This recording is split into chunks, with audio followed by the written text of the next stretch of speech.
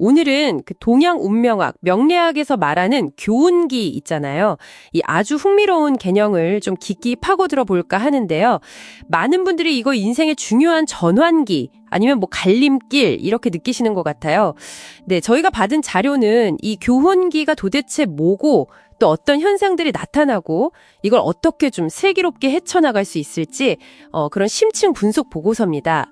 그래서 오늘 저희 목표는요, 교훈기가 정확히 뭔지, 이게 왜 중요한 건지, 그리고 만약 당신이 이 시기를 겪는다면 어떤 일이 벌어질 수 있는지, 그리고 이 혼란스러워 보이는 시기를 어떻게 보면 또 성장의 발판으로 삼을 수 있을지 그 실질적인 통찰을 얻는 겁니다.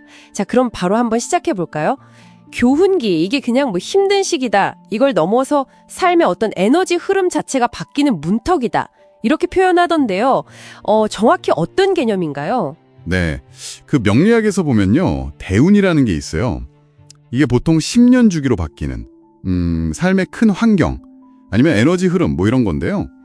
교운기는 바로 이 대운이 다음 대운으로 넘어가는 딱 그 전환 시점, 그걸 말하는 거예요.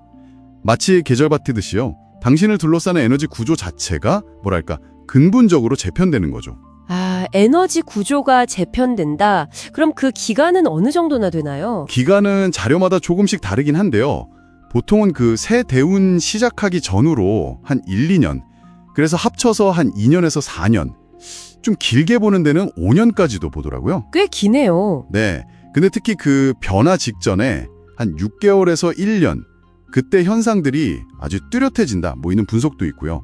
어떤 자료는 이 시기를 두 개의 다른 세계가 충돌하는 것 같다, 뭐 이렇게 혼란기로 묘사하기도 해요. 아니, 정말 강렬한 표현인데요. 그렇죠. 근데 사실 이런 에너지 전환은 꼭 10년짜리 대운뿐만 아니라 1년 단위의 연운이나 뭐 월운 바뀔 때도 좀 작게나마 비슷하게 나타날 수 있다고 해요. 아, 그렇군요.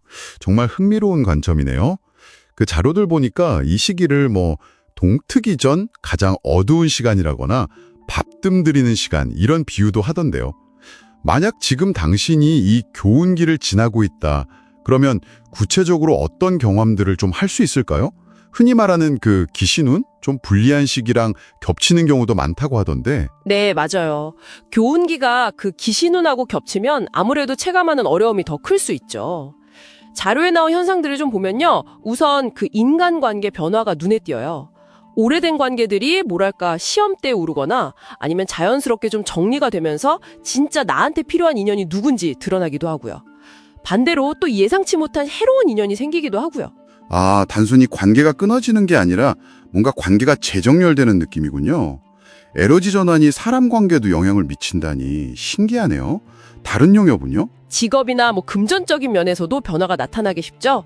직장에서 갑자기 스트레스가 확 는다거나 하던 사업이 좀 잘 안 풀린다거나 예상 못한 투자 손실이나 지출 같은 거요. 네네. 그리고 또 환경적인 변화 욕구도 강해진다고 하는데요. 이사, 이직, 퇴사, 아니면 뭐 결혼, 이혼처럼 삶의 큰 무대가 바뀌는 경우도 있고요.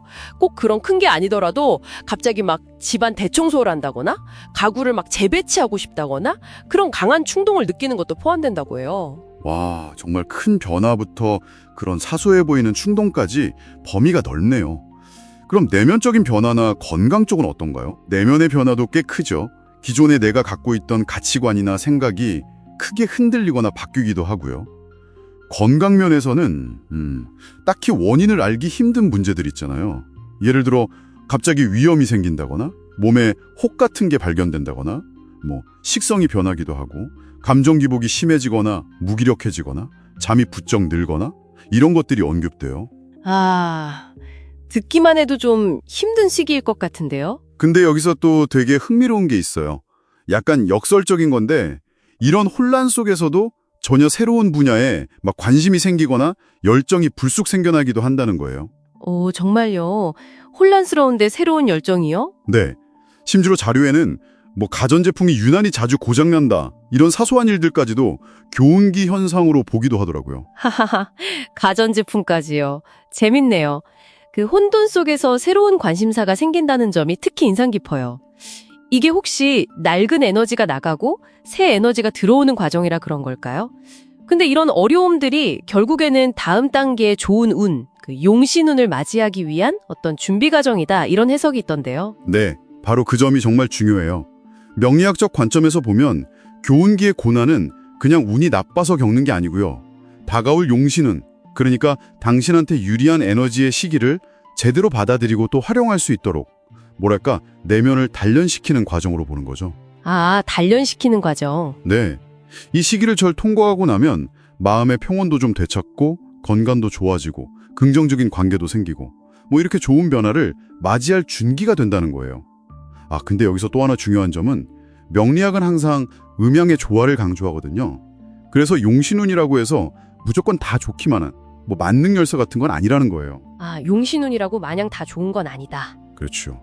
유리한 시기에도 여전히 지혜로운 선택이나 노력이 필요하다. 이 점을 자료들이 강조하고 있어요. 그렇군요. 결국 좋은 운에 맞이할 그릇을 만드는 시간이다? 이렇게 이해하면 되겠네요. 그럼 이 전환기를 좀 더 의식적으로 또 지혜롭게 헤쳐나가려면 자료들은 어떤 실질적인 방법들을 좀 제안하나요? 가장 강조되는 건 역시 마음가짐의 전환, 그러니까 내면의 힘을 기르는 건데요. 그리고 구체적인 행동들도 도움이 된다고 해요. 첫째로는 공덕 쌓기를 언급해요. 선행이나 친절, 배려 같은 긍정적인 행동과 마음을 의식적으로 실천하는 거죠. 공덕 쌓기요. 흥미롭네요. 이게 혹시 이 에너지 전환기에 긍정적인 에너지를 스스로 좀 만들어내는 뭐 그런 원리일까요? 네, 충분히 그런 해석이 가능하죠. 둘째로는 몸을 좀 적극적으로 움직이고 주변 환경을 정화하는 걸 권장해요. 운동이나 산책, 여행 같은 걸로 신체 에너지를 순환시키고 또 청소, 정리정돈, 환기 이런 걸로 물리적인 공간을 깨끗하게 유지하는 거예요. 자주 샤워하는 것도 좋다고 하고요. 몸과 환경을 같이 돌보는 거군요. 네, 그리고 셋째는 배움과 성찰인데요. 독서나 새로운 기술을 배우거나 명상이나 기도 아니면 호흡 조절법 같은 걸로 내면을 좀 다스리는 시간을 갖는 거죠. 몸과 마음 그리고 환경까지 정말 총체적인 접근이네요. 관계나 의사결정 쪽으로는 어떤 조언이 있나요? 네, 관계에 있어서는 아까 말씀드린 변화랑 연결되는데요. 자신한테 긍정적인 영향을 주는 관계는 소중히 하고 그렇지 않은 관계는 좀 과감히 정리하는 그런 분별력이 필요하다고 조언하고요. 그리고 정말 중요한 게 인내와 관찰이에요. 이 시기에는 좀 성급하게 중요한 결정을 내리기보다는 상황이 어떻게 흘러가는지 차분히 지켜보고 기록하면서 판단의 근거를 쌓는 시간을 갖는 게 현명하다는 거죠. 아, 인내와 관찰, 조급해하지 말라는 거군요. 맞습니다. 추가적으로 새로운 대운의 에너지 특성에 맞춰서 필요한 색깔의 물건을 활용한다거나 이사를 고려하는 것처럼 환경적인 조율도 방법이 될 수 있다고 하고요. 네, 종합해보면 교음기는 단순히 운이 좋다 나쁘다 이런 문제가 아니라 삶의 에너지가 근본적으로 재편되는 과정이고 이 시기를 어떻게 보내느냐에 따라서 깊은 자기 성찰과 또 성장의 기회가 될 수 있다 이런 거군요. 다음 장을 위한 준비운동 같은 느낌이네요. 정확합니다. 삶을 어떤 고정된 실체로 보는 게 아니라 끊임없이 변화하는 역동적인 에너지의 흐름으로 보는 그 명리학적 세계관을 아주 잘 보여주는 개념이죠. 이 전환기의 본질을 이해하는 건 당신이 겪을 수도 있는 혼란을 기회로 바꾸고 더 진정성 있고 또 회복력 있는 자신을 만들어 나가는데 분명 도움이 될 수 있을 겁니다. 지금 이 이야기를 듣고 계신 당신에게도 어쩌면 과거의 경험이나 현재 상황 속에서 뭔가 떠오르는 지점들이 있을지 모르겠습니다. 이 자료들은 교훈기를 마치 자신을 단련시키는 용광로와 같다 이렇게 표현하기도 하더군요. 네, 마지막으로 이 자료들을 통해서 한 가지 좀 생각해 볼 만한 질문을 던져보고 싶어요.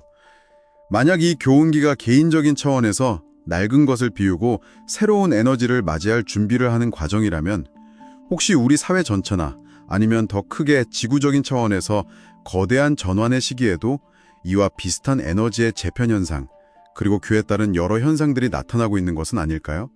당신은 어떻게 생각하시나요?